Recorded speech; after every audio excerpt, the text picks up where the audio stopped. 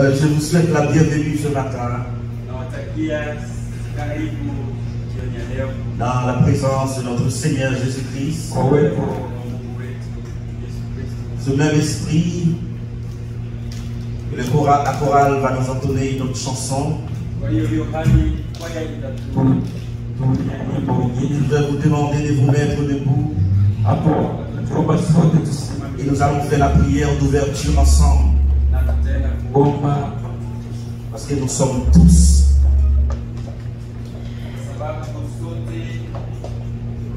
Nous avons tous ce privilège parce que la voile du temple est déchirée.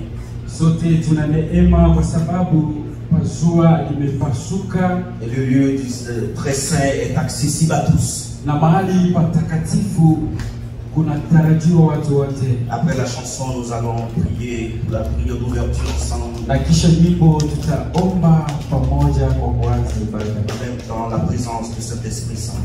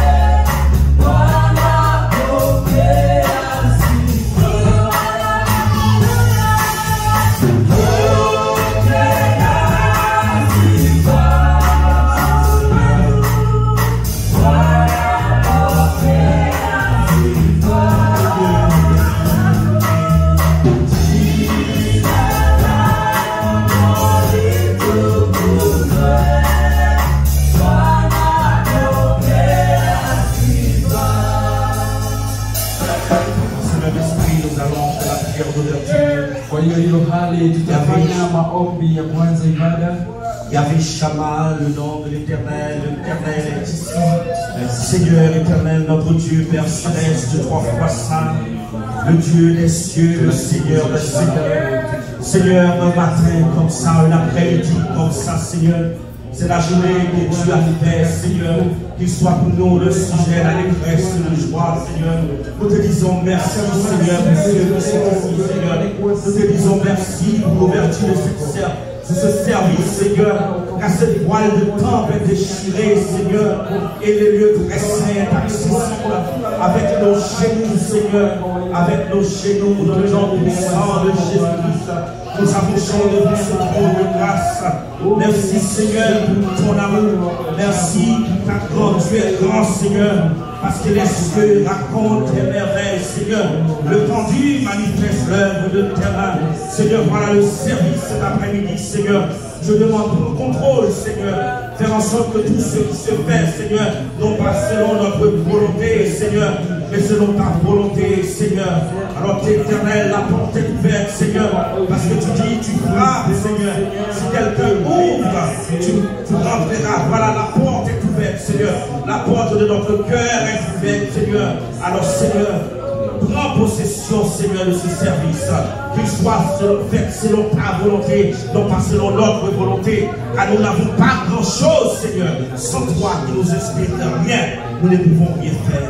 Merci Seigneur, merci pour ta grâce, merci pour l'Esprit Saint Seigneur, merci pour l'Esprit Saint Seigneur, envoie le Saint-Esprit dans cette place Seigneur, faire en sorte que ta présence soit manifestée Seigneur, faire en sorte que sa présence, nous voulons ta présence Seigneur, nous voulons ta présence dans notre âme Seigneur, ta présence, la présence du Saint-Esprit dans nos vies Seigneur, la présence du Saint-Esprit dans ce salle Seigneur, faire en sorte que Seigneur, que l'Esprit Saint Seigneur prenne contrôle de ces services, que toute gloire revienne à toi Seigneur, il n'y a pas d'autre qui mérite gloire, l'orange, l'honneur, adoration, la richesse que toi Seigneur. Nous te disons merci pour la présence du Saint-Esprit, nous te disons merci pour l'ouverture de ces services cet après-midi, nous te disons merci Seigneur, parce que je sais que tu es le Dieu puissant et sans toi nous ne pouvons rien faire Seigneur. Je m'avance Seigneur, je demande la grâce, je demande la sagesse, je demande l'amour, je demande toutes choses Seigneur. Nous te donnons le nom puissant de Jésus-Christ, nous te demandons ça. Amen Seigneur. Vous pouvez vous asseoir. Tunaweza kuikala. Quand il descend, oui, tout s'arrête, il y a un transfert entre ciel et terre. Quand il descend, l'atmosphère change, il y a un transfert entre ciel et terre. Quand il descend, oui, tout s'arrête, il y a un transfert entre ciel et terre. Quand il descend, l'atmosphère change, il y a un transfert entre ciel et terre. Le Saint-Esprit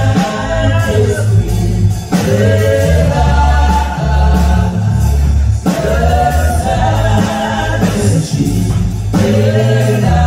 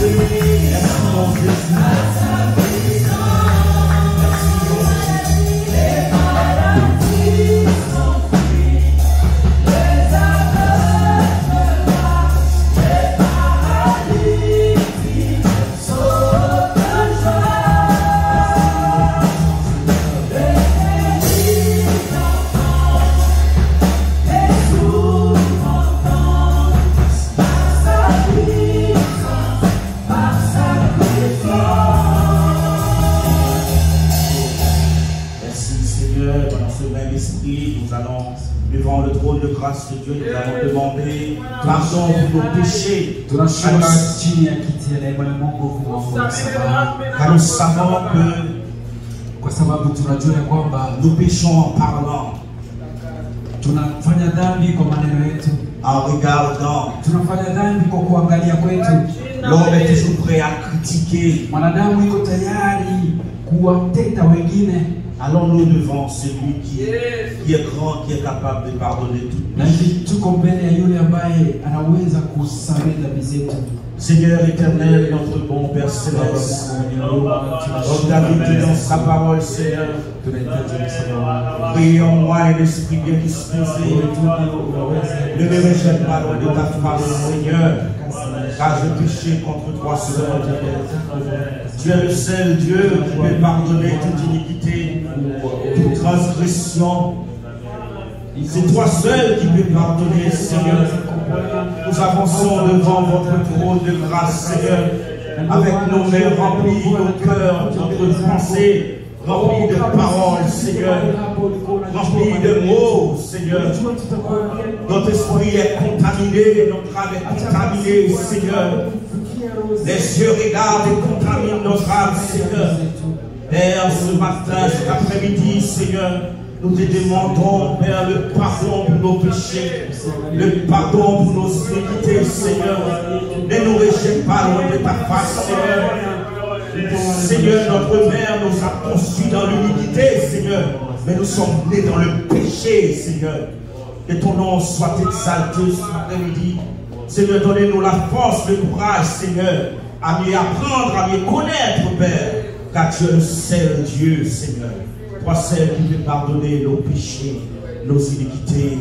Seigneur, nous te demandons, t'en prie, Père éternel, donnez-nous la force, le courage. Seigneur, merci pour ta grâce, pour ta bonté, au nom puissant de Jésus-Christ. Amen.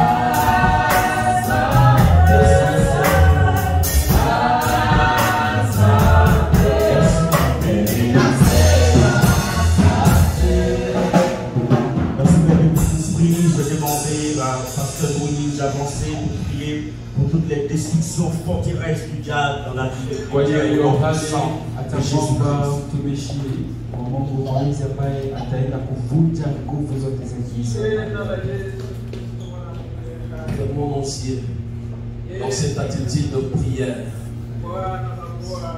nous avons eu le pouvoir de renverser les puissances, les forteresses.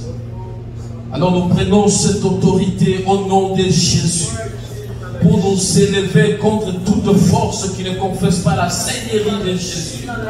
Tout ce qui est contraire à la volonté de Dieu, tout ce qui amène des limitations dans l'œuvre de Dieu et dans la vie du peuple de Dieu.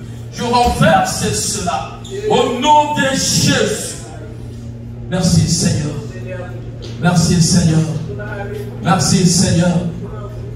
Les influences négatives de la vie de tout un chacun, les paroles qui ont été prononcées, les lois qui ont été établies, qui sont contraires à la volonté de Dieu, je renverse cela. Là où on a déclaré que quelqu'un ne va pas avancer, Je viens comme un homme de Dieu pour proclamer que tu vas avancer. Là où on a dit que tu vas tomber, ce soir, tu vas te lever au nom de Jésus. Nous allons faire écrouler les murs. Je fais tomber les murs qui sont devant la vie de chacun, qui le séparent de sa gloire, qui le séparent de son élévation, qui le séparent de son avancement. Au nom de Jésus, ce soir, ce mur tombe,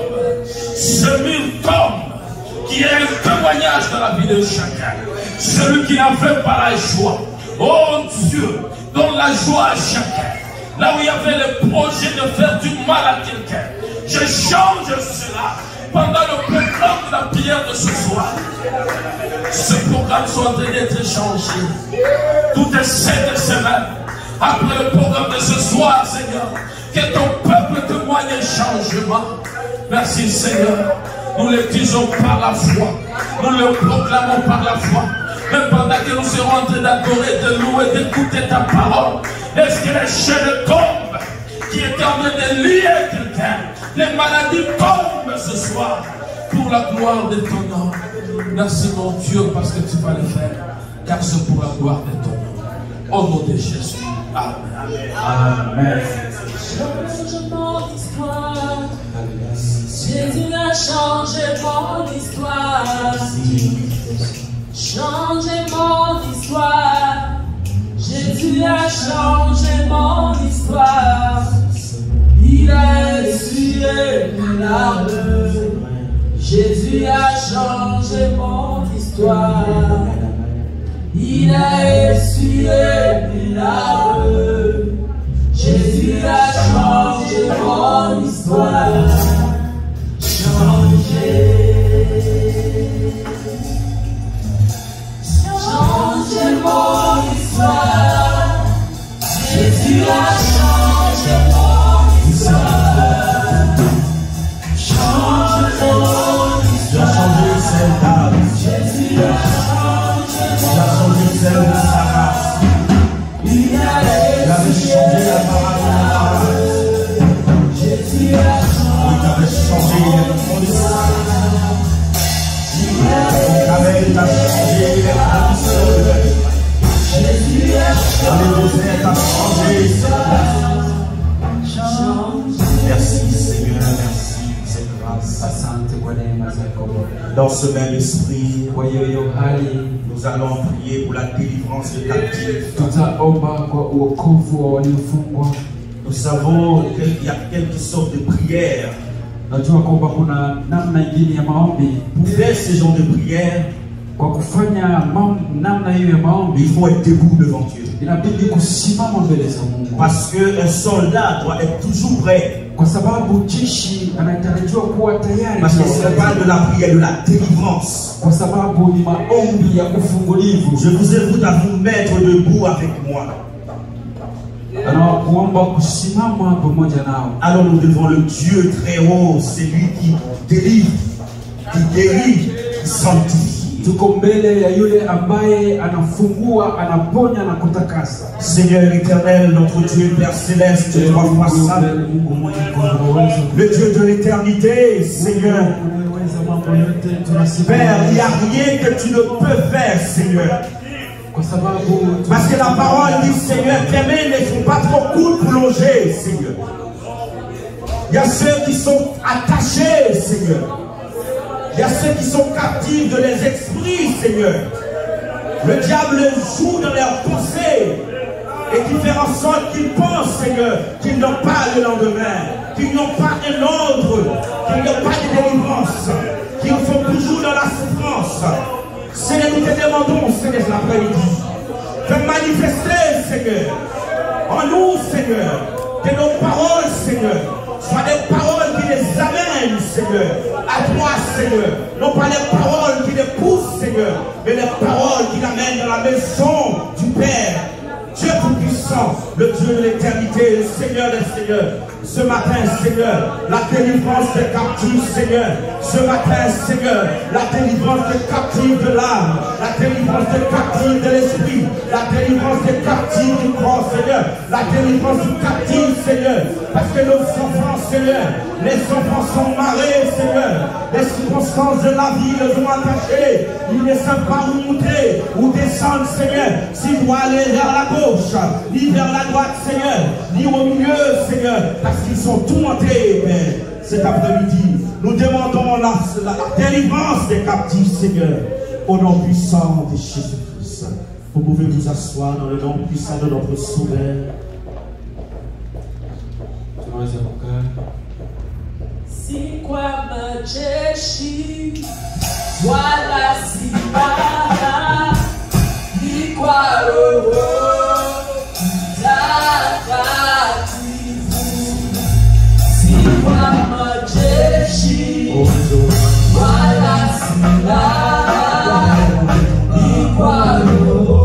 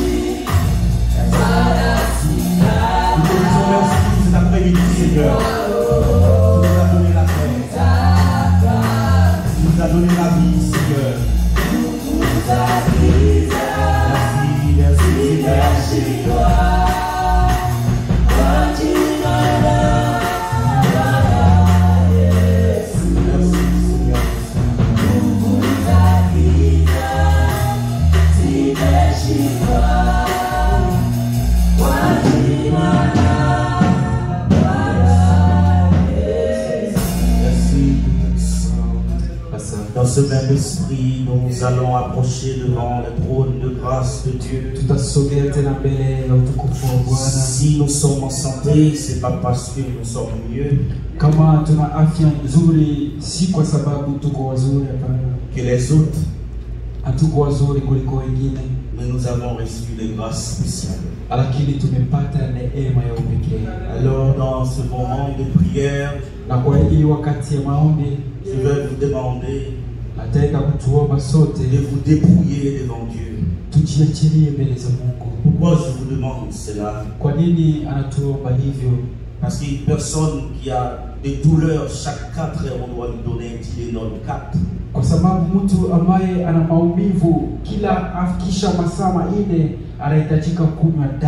Et lorsque le corps est habitué à ce médicament, il n'y a plus de faire. C'est la douleur continuelle.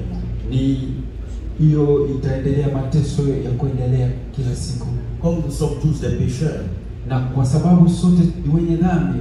Dieu nous demande d'intercéder devant son trône de grâce. C'est pas nous qui va le faire. Nous n'avons pas ce pouvoir-là. Mais si on met ensemble notre force, Dieu peut délivrer beaucoup cet après-midi. Est-ce que vous croyez à ça? Alors nous devons le Seigneur.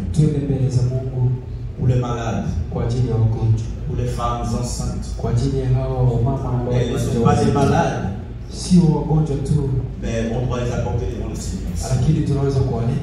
Seigneur éternel,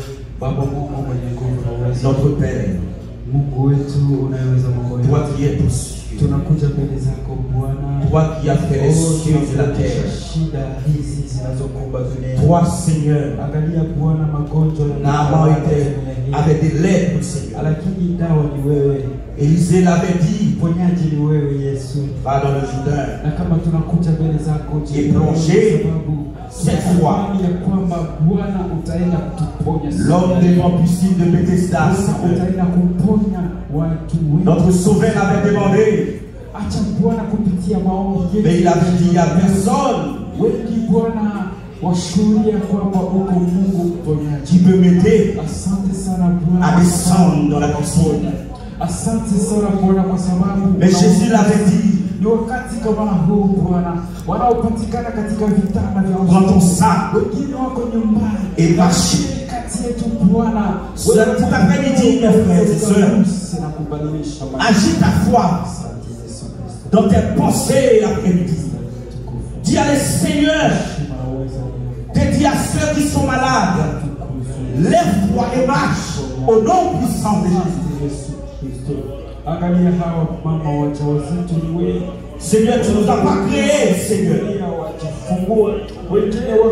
avec toutes ces maladies, le cancer, Seigneur, qui ravage tes enfants, la douleur, la souffrance, Seigneur. Nous te demandons cet après-midi, Seigneur, manifester ta gloire, Seigneur. Manifester ta présence, Seigneur. Car tu es capable de tout faire, Seigneur. Au nom puissant de Jésus-Christ. Seigneur, voilà les femmes enceintes, Seigneur. Seigneur, oui, tu as augmenté la souffrance. Mais tu restes toujours le Père aimant, le Dieu miséricorde. Je te demande, Seigneur, bénis chacune des femmes cet après-midi, Seigneur. Sont sous un lit d'hôpital, que l'enfant, Seigneur, dit je ne sors pas.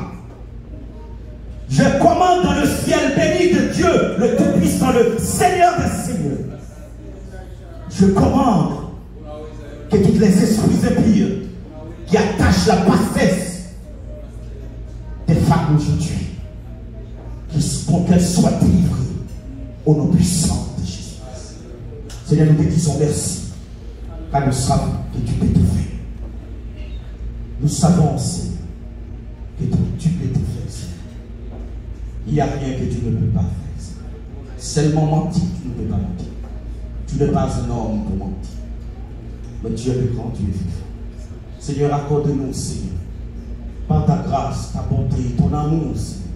Les souffrances sont trop élevées, Seigneur. Les souffrances sont trop dures, Seigneur. On cherche ta présence. Merci pour nous, Seigneur, qui sont ici, Seigneur, dans la salle. Tu nous as permis d'être ici cet après-midi.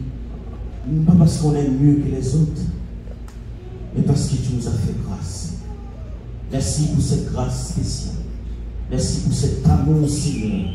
Merci pour cette onction d'huile que tu nous verses dessus chaque jour, Seigneur. Tu nous protèges au nom puissant de Jésus-Christ. Amen.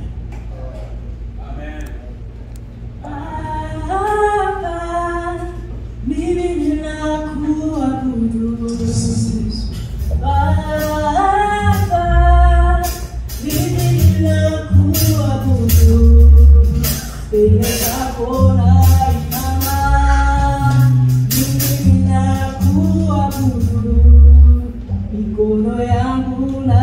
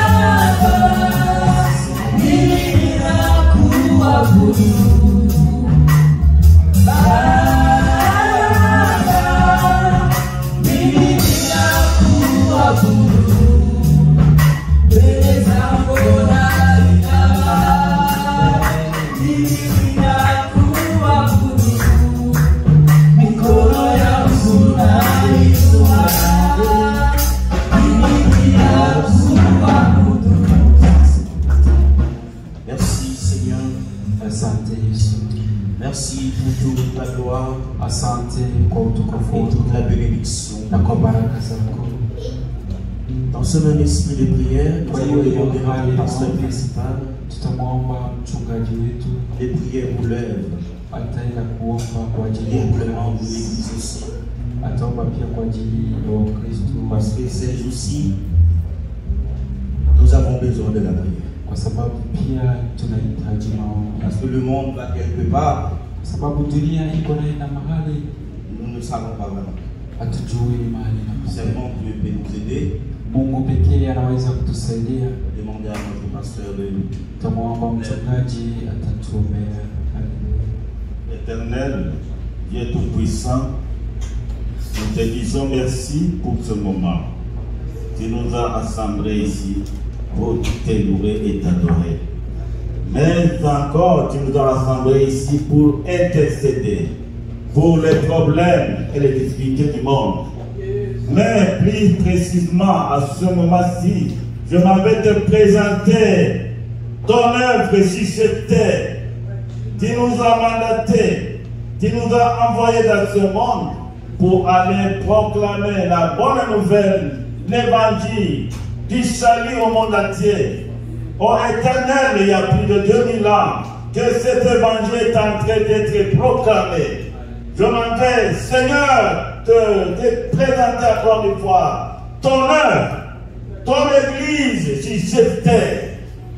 Ton église, dis ce que le diable ne s'adore pas.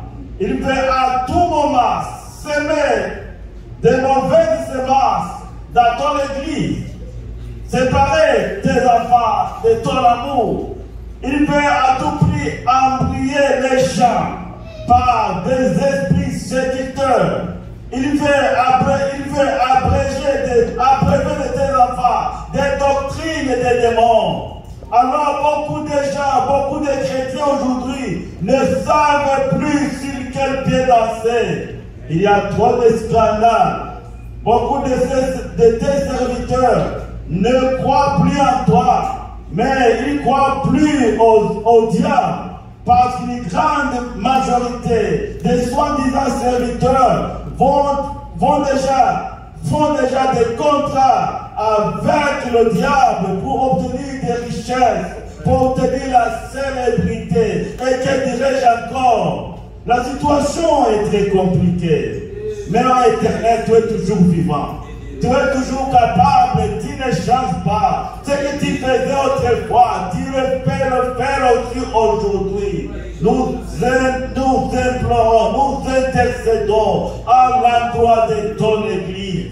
Et nous te demandons, Seigneur, de sanctifier ton église, de déverser nos feux du Saint-Esprit sur ton église, afin que ceux qui sont déjà affaiblis, ceux qui s'endorment déjà, ceux qui ne savent plus comment marcher d'une manière de toi, puissent être réveillés. Ô Éternel, en intercédant pour ton œuvre, pour ton église, je m'en vais encore te demander, Éternel, de déverser le réveil spirituel sur ton église. Si tes ouvriers, si tes enfants, et surtout j'intercède en faveur de tous ceux-là qui te servent, qui te louent en esprit et en vérité. Ô Éternel, ton œuvre. D'abord, ton œuvre, c'est bien nous, parce que nous sommes le temple du Saint-Esprit. Nous te demandons, Seigneur, de nous visiter. Visite chacun au milieu de nous. Visite-moi, visite mon frère, visite ma soeur, parce que nous sommes l'œuvre, nous sommes ton œuvre. Et tu nous as créés depuis la fondation du monde pour de bonnes œuvres, afin que nous puissions les pratiquer, ô Éternel. Et en tant que ton temple, purifie-nous, sanctifie-nous, afin que nous puissions être un témoignage vivant dans ce monde. Afin que nous puissions bien accomplir la mission que tu nous as confiée. Au nom de Jésus. Amen. Merci beaucoup, pasteur. Asante sana mchungaji. Comment nous allons passer, Kwa hivi avant de passer dans le temps de témoignage, mbele ya kufanya ushuhuda zetu, je vais demander à maman de prier pour nous. Tutamwomba mama L'ensemble du Yesu service. atatuombea. On a Dieu, dis merci à Dieu pour nous, pour sa présence, pour la présence de son Saint-Esprit. Atamshukuru Mungu kwa ajili ya uwepo wa Roho Mtakatifu kati yetu. Amen. Mungu mtakatifu, Mungu mkuu, Mungu mweza yote, Mungu siyeshindwa, Mungu wa zamani zote, katika jina la Yesu. Pokea sifa na shukrani zetu. Sisi ni wanyonge, sisi ni wadhaifu, lakini Baba, tunafurahi sababu wewe ni pamoja nasi.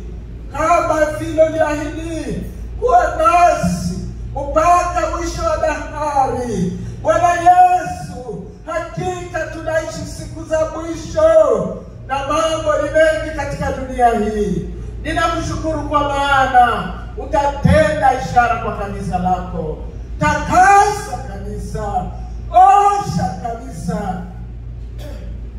Bwana wa mabwana, acha tuwe tayari kwenda na wewe siku baada ya siku. Katika jina la Yesu Kristo, ninakutolea asante na shukurani kwa yale ambayo yamekwisha kupitika mahali hapa. Utukuze sababu ulisikia kilio chetu. Uhimidiwe sababu unasikia sauti zetu. Asante Bwana Yesu, kwani utaponya wagonjwa. Na kushukuru kwa maana unawajua wale hawakuweza kukusanyika nasi, sababu hivi wanalala vitandani. Wengi wamelemewa na homa kali. Wasaidie Yesu, wamelemewa na vikohozi na magonjwa ya kila mtindo. Uwaguse, uwaponye, wawe wazima, na sote tuendelee kulitukuza na kulinua jina lako. Asante kwa sisi ambao ulitupatia kibali kuwa mahali hapa. Asante kwa muda wote tumekusha kuwa mbele za uso wako. Unatujua, unatufahamu, unatupenda na unatushughulikia. Endelea kushukuru na kudhihirisha mwanzo na mwisho wa ibada hii katika jina la Yesu. Amen. Alors le temps est de témoignage. Si Dieu a fait quelque chose pour toi, Tunafika. Toi le seul Dieu de l'univers,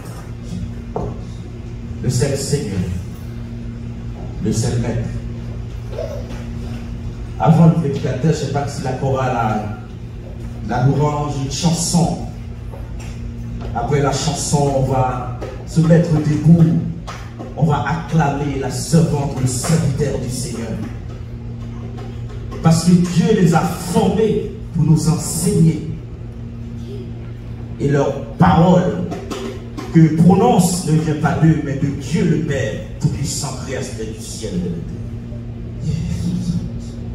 Merci pour cet après-midi, Seigneur. Pour les témoignages, Seigneur, de tout ce que tu fais. Tu es merveilleux. Quand tu es vivant et puissant. Au nom puissant de Jésus-Christ. Amen. C'est ma vie, c'est ma vie, c'est ma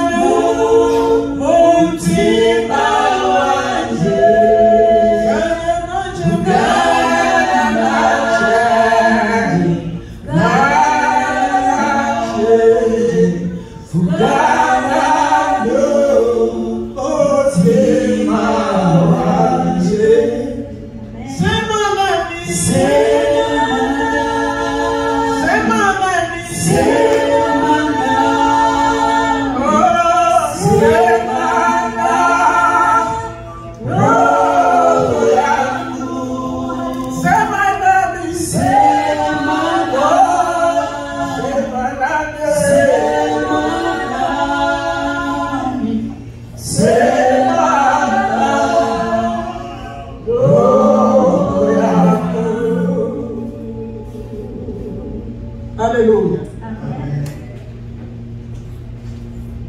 Que le nom de l'Éternel soit béni. Jina la Bwana libarikiwe. Je loue le Seigneur pour ce moment encore devant vous. Anamtukuza Mungu kwa ajili ya wakati huu mbele zetu. C'est pas un moment facile, mes chers amis. Sio wakati rahisi wa ndugu wapendwa. Je me souviens, un serviteur de Dieu avait dit un jour, Anakumbuka kuna mtumishi wa Mungu alisema siku moja, quand on lui a dit de se tenir debout pour donner la parole, wakati walimwambia asimame hapo mbele kwa kutoa neno la Mungu, il a prononcé un mot. alisema neno moja tu. Il a dit là où vous voyez les pasteurs se tenir. Akasema mahali mnaona watumishi wanasimama, Moi, je me suis tenu là. na yeye pia alisimama mahali hapo, Et j'ai commencé à trembler. na hapo akaanza kutetemeka. Et il a dit c'est un endroit où il fait tellement chaud. Akasema ni mahali ambapo kunakuwa moto kabisa. C'était pour dire Ni que ce n'est kusema pas kwamba facile. sio mepesi. Ce soir, je venais, j'étais dans l'auto avec ma sœur Maria. Jioni ya leo wakati alikuja njiani pamoja na dada Maria, Nous avons un peu conversé. walizungumza kidogo, Nous avons parlé du plan du diable. wakaongea kidogo kwa ajili ya mpango wa Mungu, Plan du diable. mpango wa mwovu.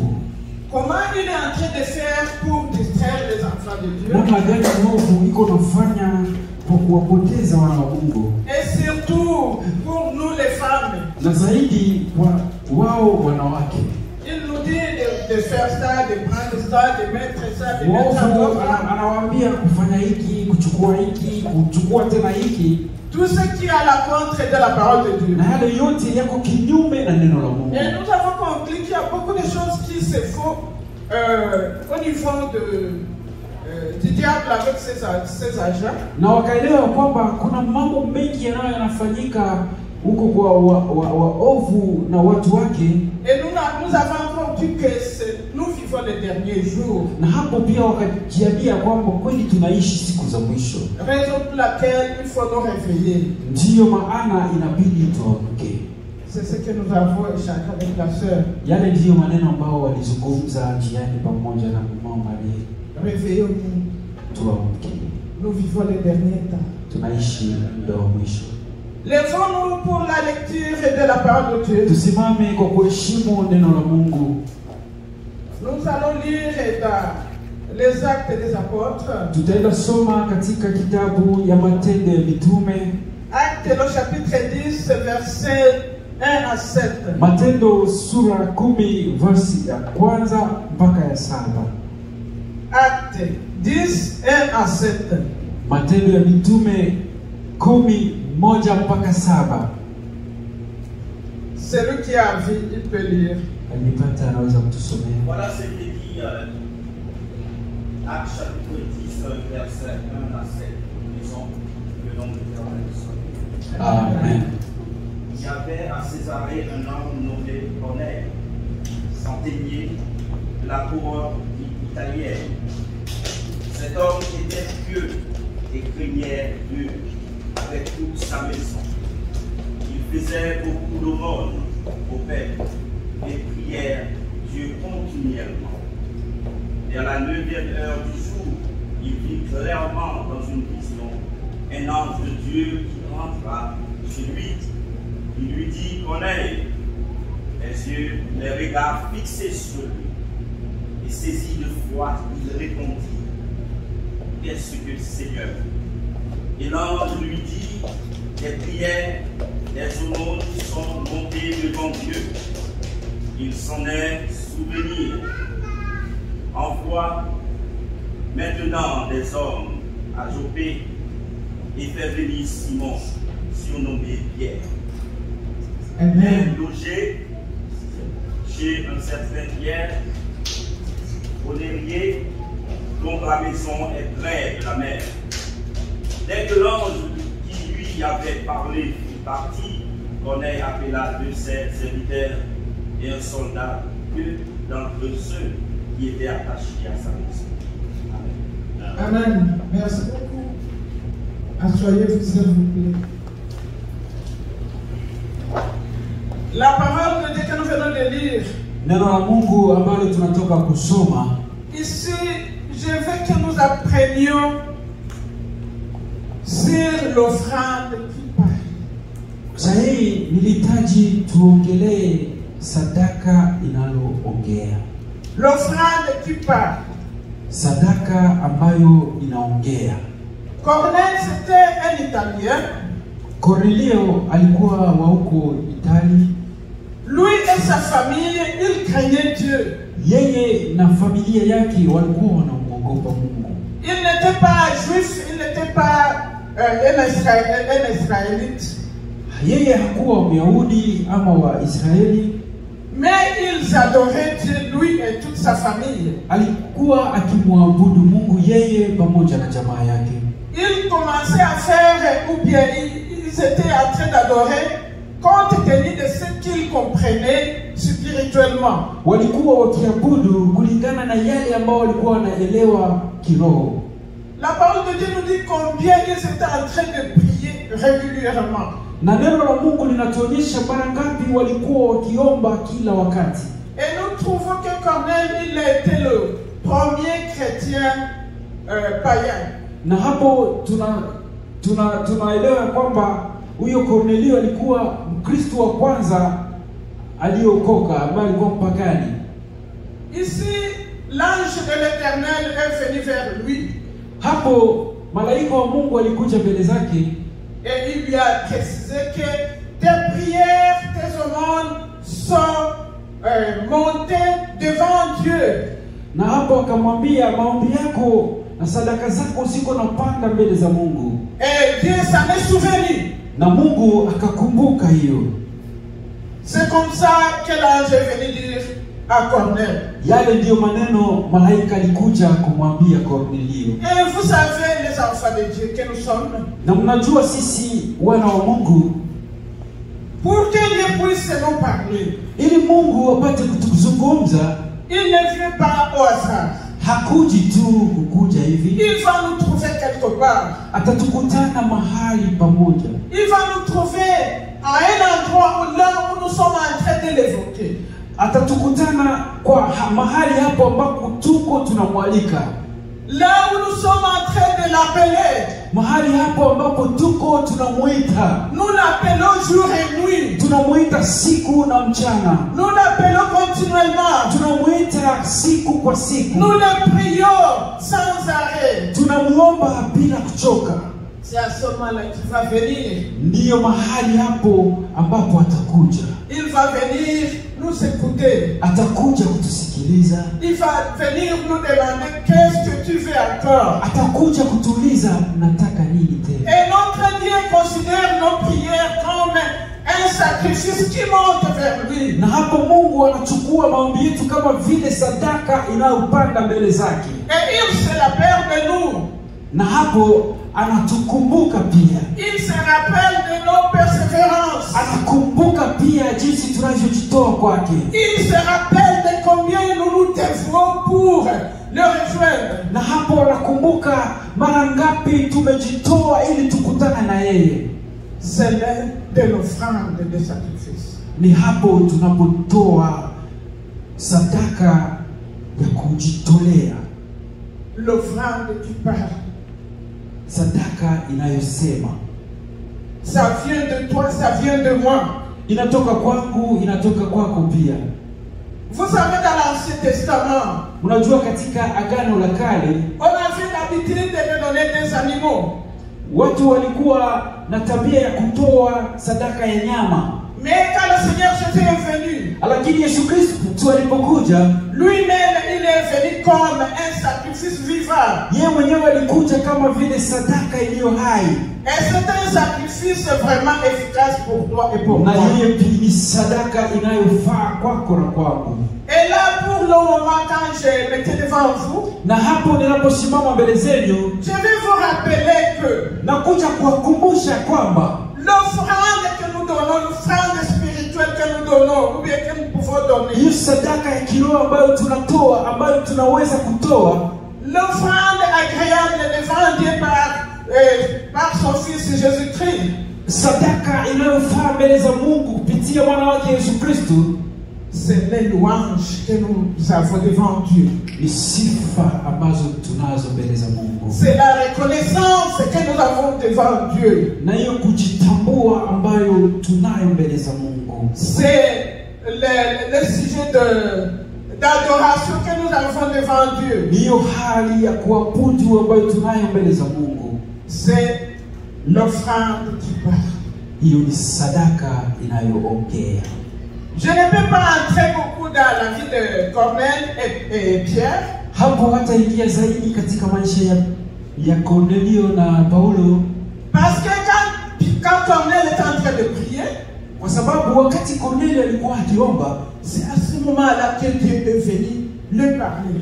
ni kwa huyo wakati ambapo Mungu alikuja C'est kumzungumzia. à ce moment-là qu'il a envoyé son ange pour parler avec Corneille. Ni kwa hiyo wakati alimtuma malaika wake ili azungumze na Cornelio. Aujourd'hui, nous sommes distraits dans beaucoup de choses. Kwa siku za leo sisi tuko mbali ya vitu vingi. Nous n'avons plus le temps pour essayer de voir si Dieu va nous parler. Hatuna tena na muda ya kutizama ya kwamba Mungu anaweza kutuzungumzia. Nous vaquons dans nos affaires. Tunatoka kwa kazi zetu, Nous partons ici et là.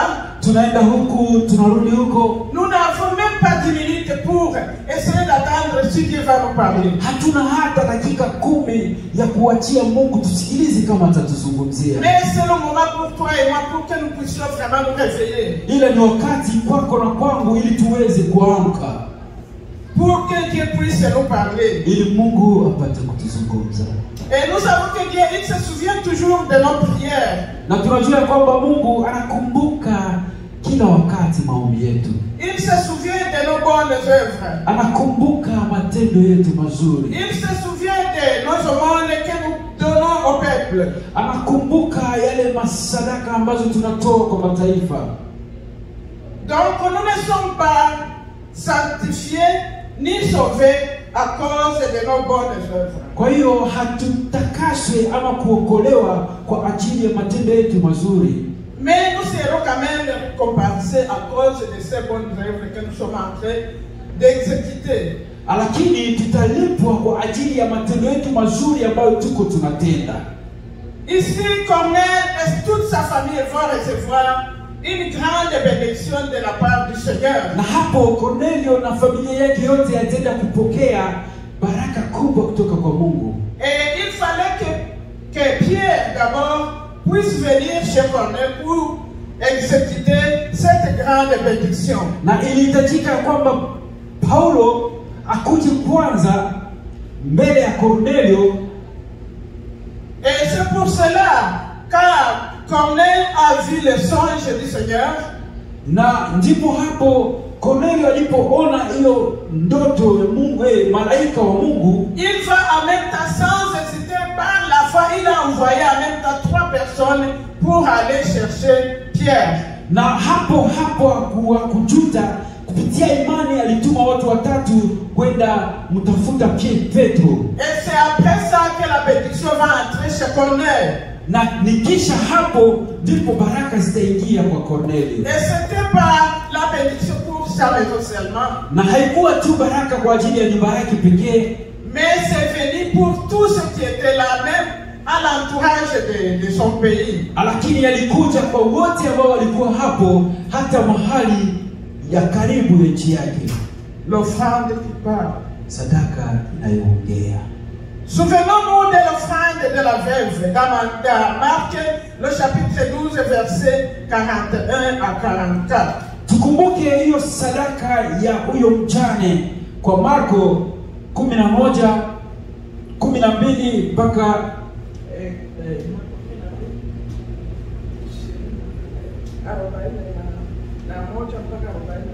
yani Marko 12:41 mpaka 42. Amen. Quand nous faisons une offrande à Dieu, Wakati tunatoa sadaka kwa Mungu, chaque fois nous nous demandons combien je vais donner. mara nyingi tunajiuliza nitatoa ngapi? Est-ce que ça si je donne ça, qui est-ce qui va me rester? Nikitoa hii na mimi nitabaki na ngapi? Mais Dieu, lui, quand il regarde, Lakini Mungu yeye anapoangalia, il dit combien nous n'avons pas donné, anasema ngapi hatukupana, hatukutoa, combien nous avons gardé pour nous-mêmes. na ngapi tumejiwekea peke yetu. Alors, vous savez, le jour-là, quand les gens étaient en train de donner de l'offrande à l'église, Mnajua wakati watu wako wanatoa sadaka kanisani, ils étaient en train de donner, il y avait les riches qui étaient en train de mettre dans le tronc. walikuwa wakitoa, kulikuwa watajiri ambao walikuwa wakitia humo, Ils mettaient vraiment des dollars qui sont palpables. walikuwa wanatia pesa nyingi kabisa ambazo zinaonekana. Mais la pauvre femme, Lakini huyo mjane, la parole de Dieu nous dit qu'elle a donné plus que tout ce qui était réuni dans cette salle. neno la Mungu linatuambia kwamba yeye alitoa zaidi ya yale yote ambayo wale watu wengi walitoa, Parce qu'après avoir donné, kwa sababu yeye kisha kutoa il ne lui restait rien. hakubaki na kitu. Elle a tout donné. Alitoa yote, Elle a tout offert. alitoa yote. Et elle avait combien? Na alikuwa ni ngapi? Elle avait un quart de sou. Alikuwa na kale ka senti, nusu ya senti moja. Un quart de sou. Yaani alikuwa na nusu ya senti. Dans toute sa maison, c'est ce qu'elle avait. Kwa nyumba yake yote, hiyo ndio ilikuwa pesa Et yake. elle a dit, c'est ça que je vais donner. Na akasema naenda kutoa hii. Alors, le Seigneur a considéré l'offrande de cette veuve plus que les autres.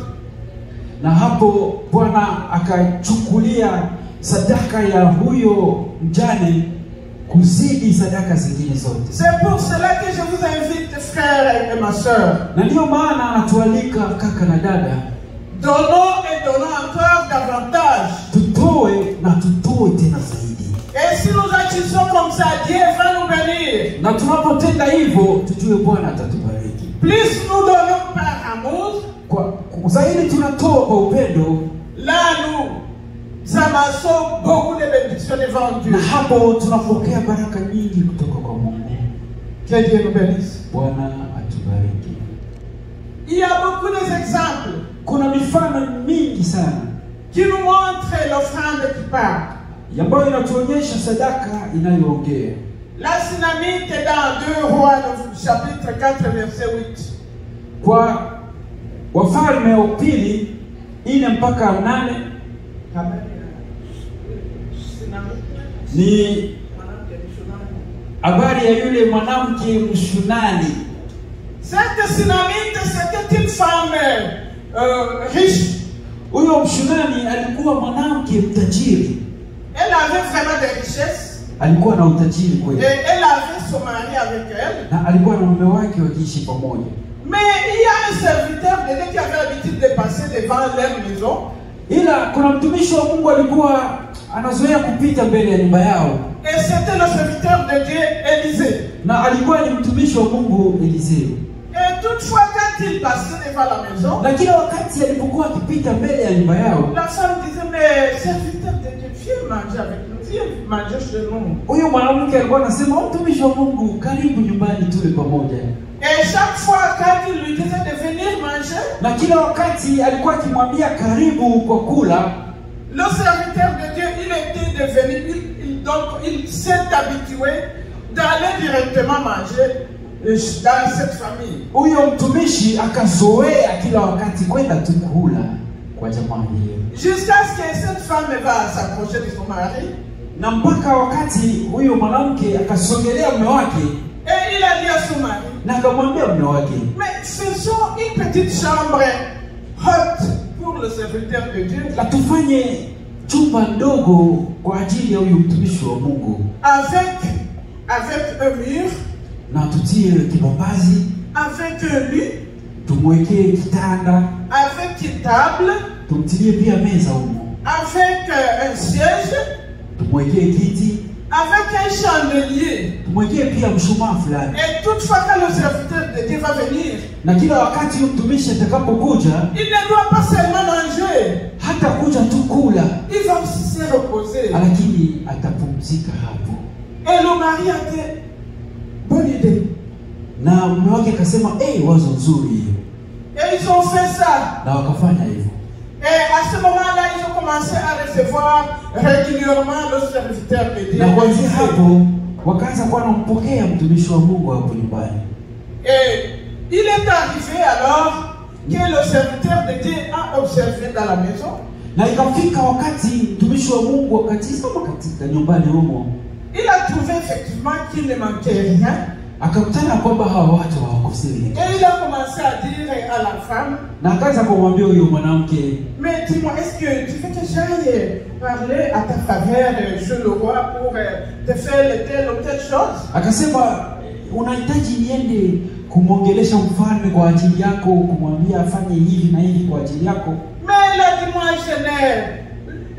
j'ai tout, je ne manque de rien. Na huyo mwanamke akasema, hivi niko na kila kitu, sikosi kitu. Et le serviteur du prophète Gad a dit, mon maître, tu sais. Na huyo nabii Gehazi akamwambia, mwalimu, unajua la maman, elle n'a pas d'enfant. Huyo mama hana watoto. Et c'est pour cela que le serviteur de Dieu a prophétisé. Na ndio maana huyo mtumishi wa Mungu akatoa unabii. Il a dit au moment comme aujourd'hui, tu auras un enfant. Na akamwambia siku kama leo utakuwa na mtoto. Et effectivement, la veuve a trouvé un enfant. Na kwa kweli huyo mjane akapata mtoto. L'offrande qui parle. Sadaka inayoongea. Faisons du bien à nos semblables. Tufanye mazuri kwa wale wenzetu. Faisons du bien même à la personne que tu ne connais pas. Tuwatendee pia mema hata wale ambao watu wajui. Faisons du bien même à celui-là que tu dis que je peux dire, celui-là que tu considères comme ennemi. Tufanye mema hata kwa yule ambaye tunamuona kwamba adui wetu. Je vais vous donner une petite histoire. Nitaenda kuwapatia story ndogo hivi. Nous étions à Kigali au Rwanda. Tulikuwa hapo Kigali nchi ya Rwanda. Et là, le serviteur de Dieu est en train de diriger une grande église. Na hapo mtumishi wa Mungu alikuwa akiongoza kanisa kubwa. Dans notre église, il y avait les Congolais. Na hapo kanisani kulikuwa Wakongomani. Il y avait les Burundais. Kulikuwa wa Burundi. Il y avait les Rwandais aussi. Kulikuwa pia Wanyarwanda. Et là, tout le monde est vraiment, après le culte, venait manger chez le pasteur. Na kisha kanisa watu wote walikuwa wanakuja kula chakula hapo kwa mchungaji. Si je n'ai pas mangé chez le pasteur, je ne me sens pas bien. Wengine walikuwa wanasema kama sikukula huko kwa mtumishi sijisikii vizuri. Ce que je voulais dire par là. Na hapo walitafuta kusema nini?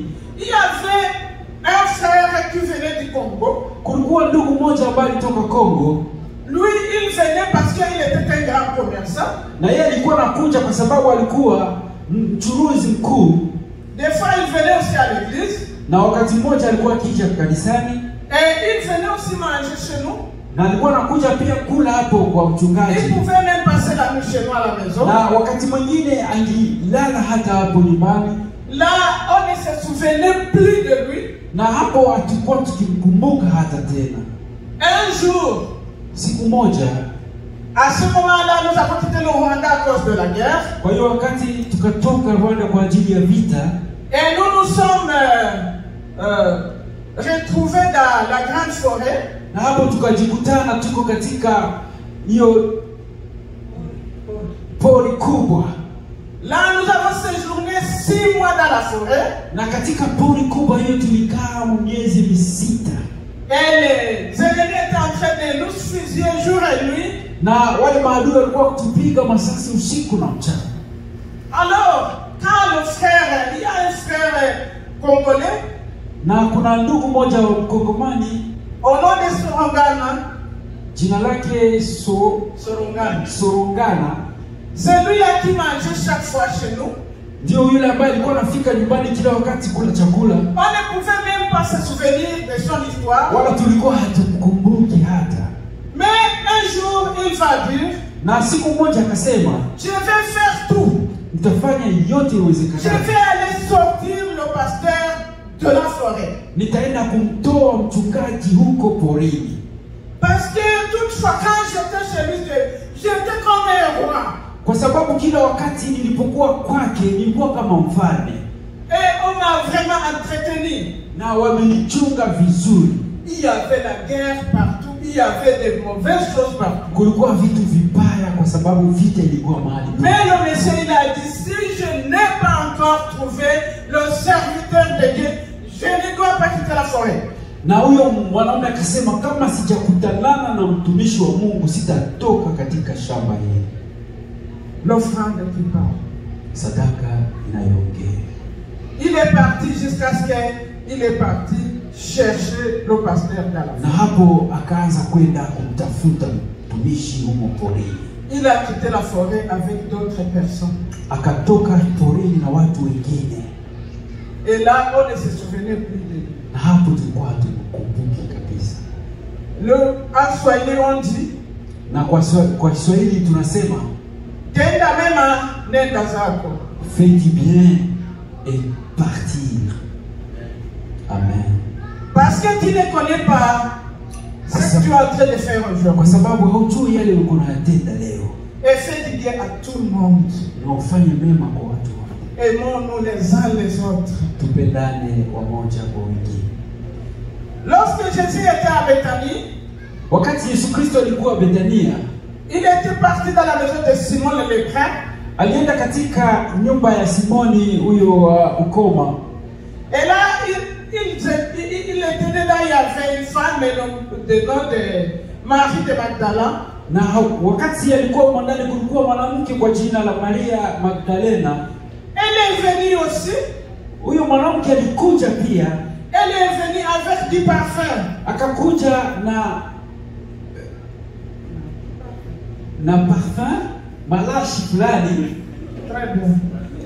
Et c'était un parfum de grand prix. Na ilikuwa ni malashi ya bei kubwa.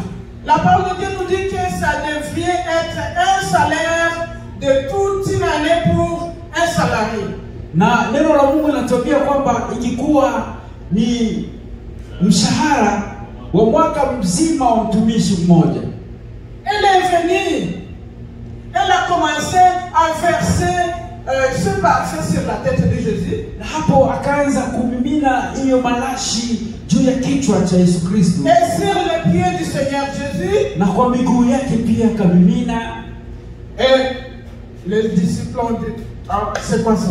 Hapo wafuasi wakaanza kujiuliza, hii ni nini? Tout ça là, Hii yote tu hivi. on devait vendre. Tulipaswa kuuza hii Et aller aider les pauvres. na kwenda kuwasaidia maskini. Mais pourquoi ça?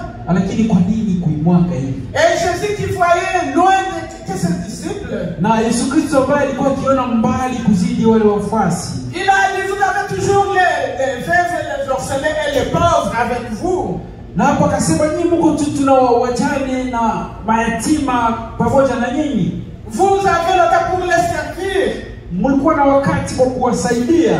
Mais moi, je suis avec vous pour un petit moment. Lakini mimi niko pamoja nanyi kwa muda mdogo tu. C'était pour leur dire que la femme a fait un grand travail. Ilikuwa ni kuambia kwamba huyo mwanamke amefanya kazi kubwa. Et cette femme a été prêchée dans le monde entier. Na huyo mwanamke alitangazwa dunia nzima.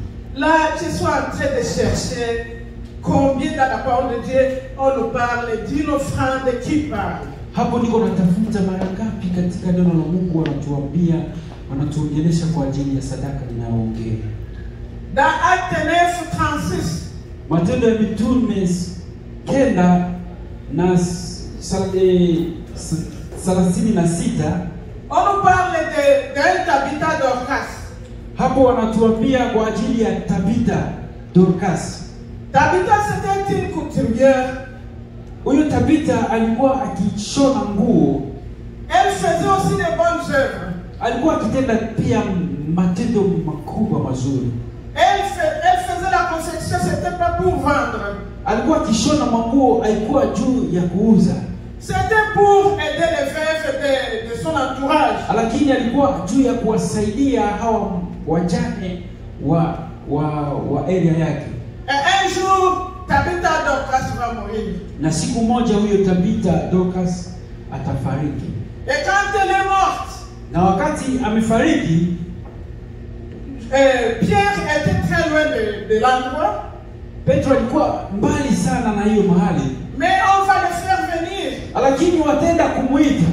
Et bien quand il est venu dans la maison de Tabitha, Na wakati Petro anakuja katika nyumba ya Tabitha, il a trouvé les veuves qui sont en train de pleurer. anakutana hao wajane ambao wako wanalia. Elle disait, elle est unique là, c'est elle qui a confectionné pour moi. Walikuwa wakilia wakisema ni yeye ndiye alikuwa akitushonea nguo.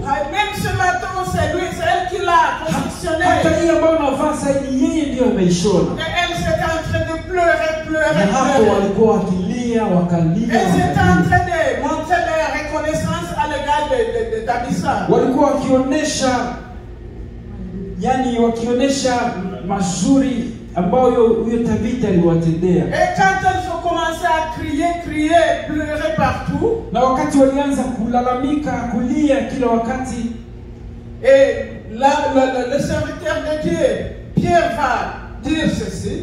na mtumishi wa Mungu Petro atasema hivi. Tabitha, je t'en prie, réveille-toi. Akamwambia Tabitha, na kuomba amka. Tabitha, réveille-toi. Tabitha, amuka. Et Tabitha est ressuscitée. Na huyo Tabitha akafufuka. Et à ce moment-là, la parole de Dieu nous dit que beaucoup de personnes ont dû recevoir Jésus-Christ comme Seigneur et Sauveur.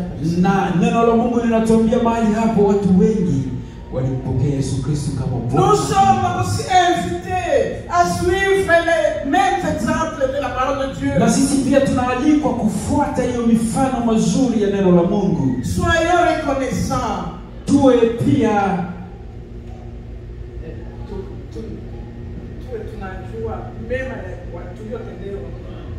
tuwe na shukrani. Amen. Donc, et si nous agissons comme ce que la parole de Dieu nous dit, Na kama tunatenda kufuatana na jinsi neno la Mungu linatuambia, nous serons des bons serviteurs de Dieu. tutakuwa watumishi wazuri wa Mungu. Les serviteurs de Dieu, ce n'est pas le pasteur, Mtumishi wa Mungu sio tu mchungaji, ce n'est pas le diacre. sio tu shemasi, Nous tous, nous sommes des serviteurs de Dieu. ila sisi wote ni watumishi wa Mungu. Et c'est pour cela qu'il nous faut œuvrer pour le Seigneur avec sincérité. Na ndio maana inatupasha kumtumikia Mungu kwa ukweli wote. Soyons des offrandes qui parlent devant Dieu. Tuwe sadaka inayoongea mbele za Mungu. Soyons comme le serviteur de Dieu, Corneille. Tuwe kama mtumishi wa Mungu Kornelio. Aménageons notre état Tufanye muda wetu pour avoir ne fût-ce que le bon moment pour parler avec le Seigneur. ili tuwe hata na muda fulani wa kuzungumza na Mungu. Si Corneille n'était pas prêt, Kama Kornelio hakuwa tayari, l'ange de Dieu ne pouvait pas venir les visiter. malaika wa Mungu hangeweza fika Mais c'est parce qu'il était disponible. ila ni kwa sababu alikuwa tayari, Et l'ange est venu le visiter. na malaika alikuja pia Et il lui a parlé. na akamzungumza. Il lui a dit ce que Dieu a aimé de ce qu'il est en train de faire. Akamwambia kwamba Mungu amependa yale iko nafanya. Faisons tout pour que le Seigneur puisse se réjouir de ce que nous sommes en train de faire. Tufanye yote ili Mungu afurahie yale ambayo tuko tunafanya. Faisons tout ce que nous faisons avec amour. Tufanye yote na tuifanye kwa upendo. Faisons-les avec respect. Tuyafanye kwa heshima. Faisons-les avec humilité. Tuyafanye kwa hali ya kujishusha. Et si tu as fait l'idée à ta soeur, à ton frère, Na kama umemtendea kaka yako, dada yako mema, ne va pas dire regarde la chemise qu'il porte, usiende nyuma kusema angalia hiyo shati anayovaa, c'est moi. ni mimi nimemfanyia hivyo. Si tu fais ça, Kama unafanya hivyo, Dieu ne peut pas être content de toi. Mungu hatakufurahia hapa. Fais-les en secret Uyafanye kwa uficho et glorifie le Seigneur. na umtukuze Mungu. J'invite notre pasteur Na mwalika mchungaji qui va venir laver les assiettes. ambaye ataenda kuosha vyombo. Alléluia. Amen. Amen.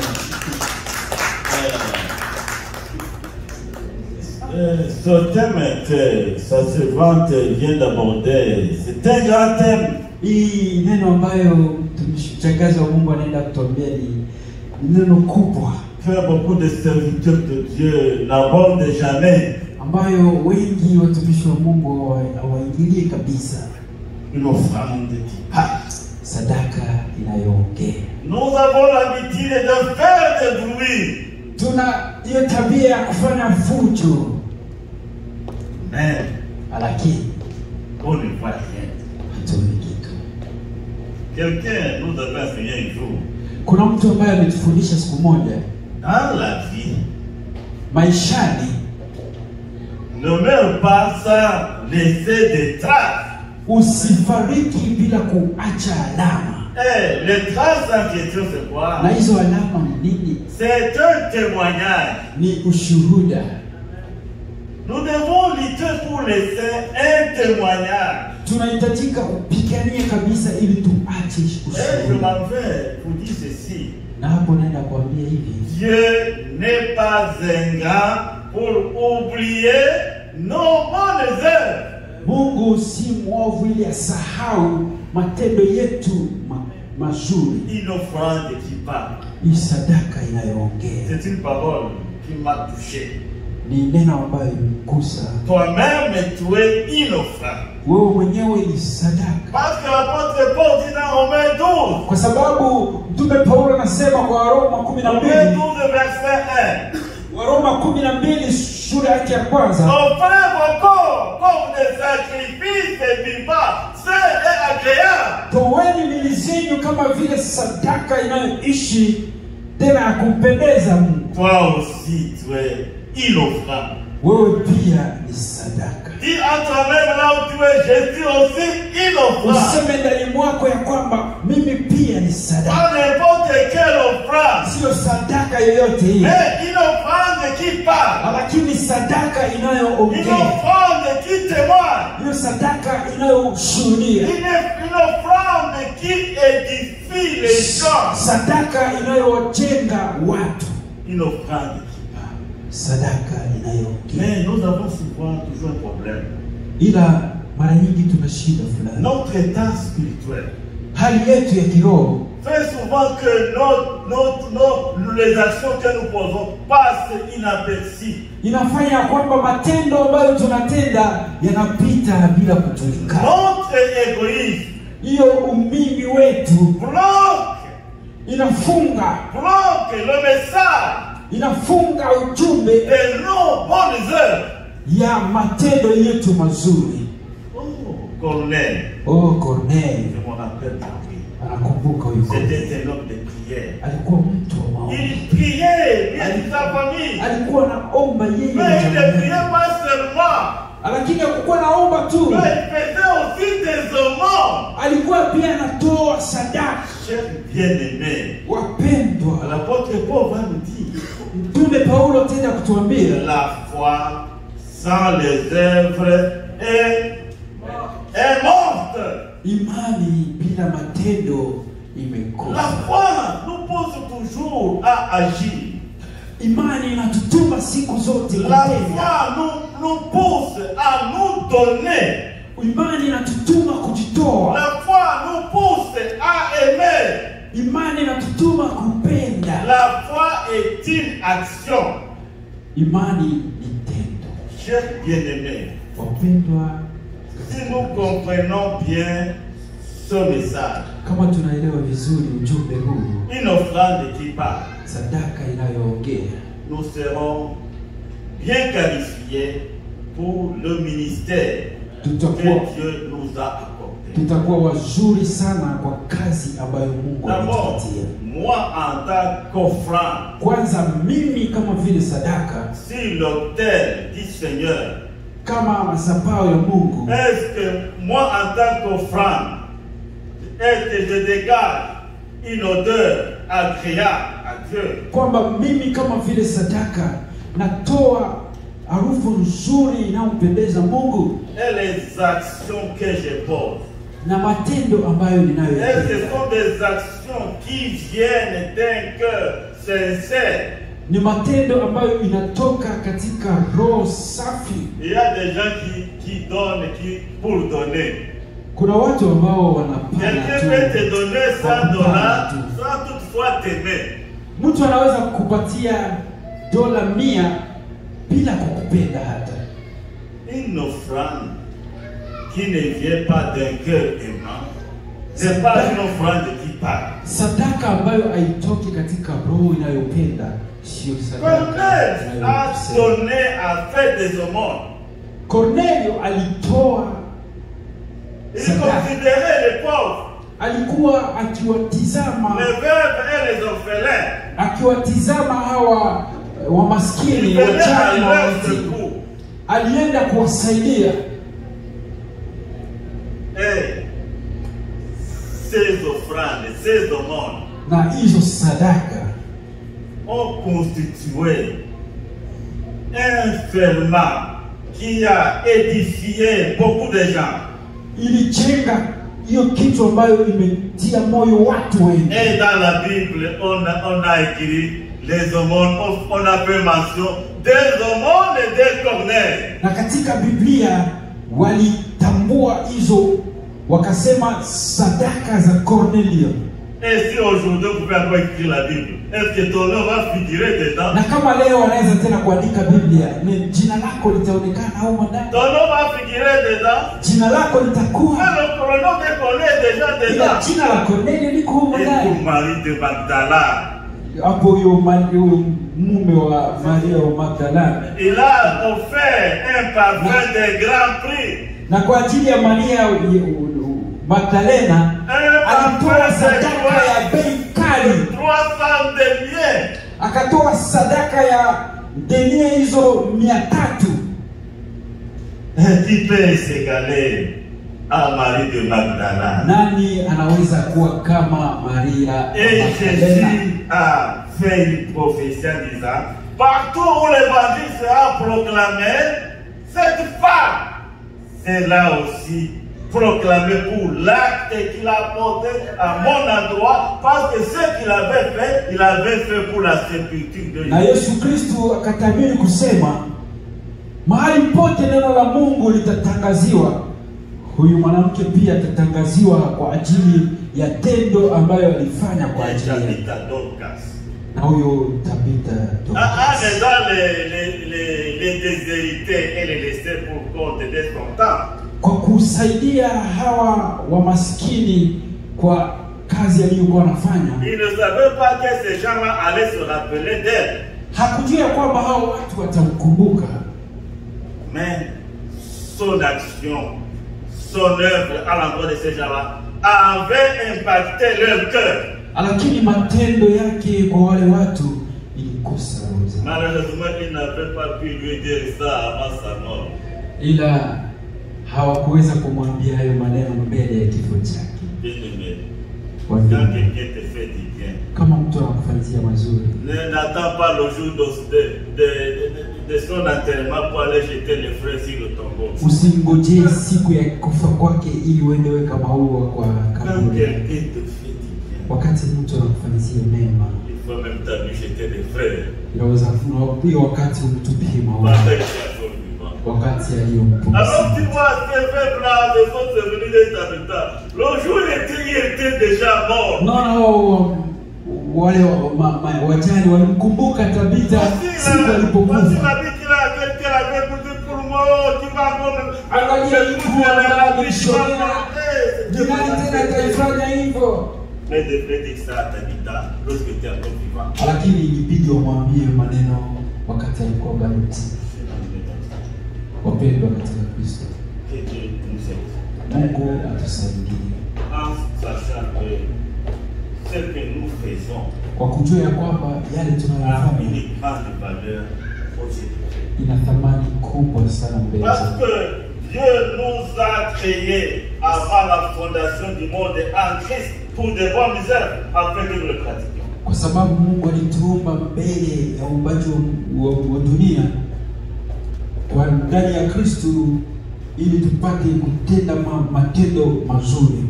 Une offrande qui parle. Sadaka inayoongea. Moi j'ai été édifié. Yeye alijengwa. Je ne sais pas si toi aussi tu as été édifié comme moi. Hajua ya kwamba wewe pia ulijengwa kama vile yeye.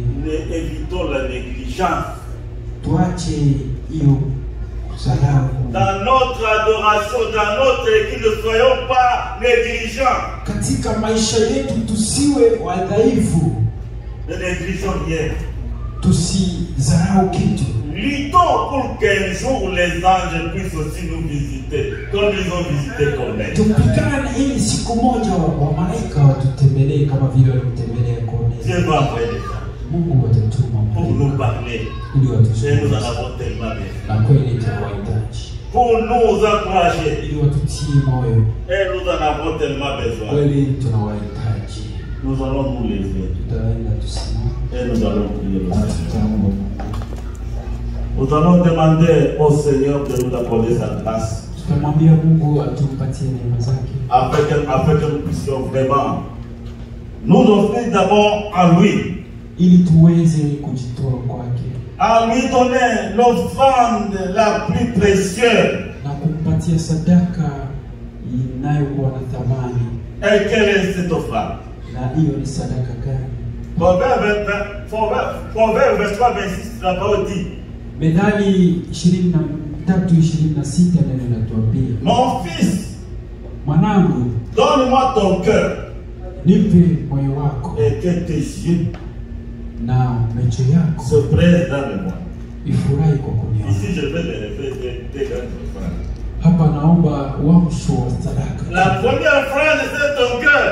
Sadaka ya kwanza ni roho yako. Ton cœur est une offrande qui parle devant Dieu. Roho yako ni sadaka inayosema mbele za Mungu. Deuxième offrande, Na sadaka la pili, ce sont tes yeux. macho yako. Tu vas dire que tu ne dis pas la pasteur. Utajiuliza nataka kuongea Tu nini? dois donner tes yeux comme une offrande. Unapaswa toa macho yako kama vile sadaka kwa Mungu. Que tes yeux se détournent des mauvaises voies. Macho yako iachane na njia zibaya. Parce que l'auteur du proverbe dit que tes yeux se plaisent dans me voir. Na kwa sababu neno la Mungu linasema na macho yako yafurahie J'ai kuniona. parlé du Dieu comme offrande. Alisema kuhusu, Je parle aussi des yeux.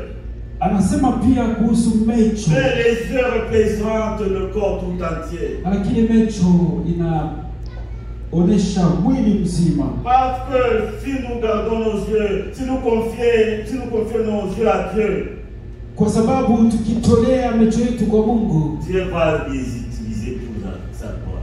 Mungu atayatumia kwa utukufu wake. Nos yeux vont toujours se plaire Macho yetu itafurahia kila wakati par les voies de Dieu. kwa njia ya Mungu. Que Dieu nous aide. Mungu atusaidie. Mon fils, donne ton cœur. Mwanangu, nipe moyo wako. Es-tu prêt d'offrir ton cœur à Dieu? Uko tayari kutoa? Es-tu prêt d'offrir ton cœur à Dieu? Uko tayari kutoa moyo wako Suis-je kwa prêt Mungu? d'offrir mon cœur à Uko Dieu? tayari kutoa moyo C'est wako ce kwa que Mungu? Dieu veut. Hiyo ndio Mungu Et anataka. d'autres choses sont des banalités. Na mambo mengine ya D'autres choses n'ont pas dunia, de sens. mambo mengine hayana Si thamani. tu donnes ton cœur à Dieu, Kama unatoa moyo wako kwa tu ne Mungu, vas rien lui refuser. hautamkatalia kitu. Si tu donnes ton corps à Dieu, Ukitoa mwili wako kwa tu vas lui Mungu, offrir aussi tout ton cœur. utampatia pia roho yako Tout yote. ton corps comme un sacrifice vivant. Utampa moyo wako kama vile sadaka inayoishi, Vivant et agréable. inayoishi na Et inaompendeza. Dieu va servir. Na hapo Mungu utafurahia. Que Dieu bénisse. Bwana atubariki. Donc, prière au Seigneur. Tutamwomba Mungu. Éternel Dieu Tout-Puissant, nous te disons merci pour ce moment de bénédiction. Nous te disons merci pour ta servante que tu viens d'utiliser, qui vient de nous enseigner concernant l'offrande qui part. Oh, c'est très profond, Seigneur. Nous n'arrivons pas à bien comprendre du poids de cette parole. Nous devrions être, chacun de son côté, une offrande qui parle, une offrande qui témoigne dans ce monde ô Éternel, accorde-nous ta grâce. Enlève dans nos cœurs l'égoïsme. Verse ton amour dans nos vies, afin que nous puissions être un témoignage vivant dans tout ce que nous faisons. Ô Éternel, je te supplie, aide-nous, accorde-nous ta grâce, afin que nous puissions être des instruments efficaces pour l'avancement de ton règne. Accorde-nous ta grâce, afin que nous puissions être des offrandes qui parlent, des offrandes qui évangélisent, des offrandes qui touchent le cœur, des offrandes qui te magnifient dans nos vies de tous les jours. Nous te disons merci Seigneur, qui nous connaît, qui connaît chacun avec ses faiblesses, mais nous avons besoin de ton intervention extraordinaire, de ton intervention surnaturelle, afin que nous puissions être des offrandes, des instruments qui militent pour ta gloire et pour l'élévation de ton nom, des instruments qui s'investissent dans ce monde pour attirer les gens à toi, pour que ton nom soit glorifié ici et partout dans le monde. Au nom de Jésus. Amen. Amen.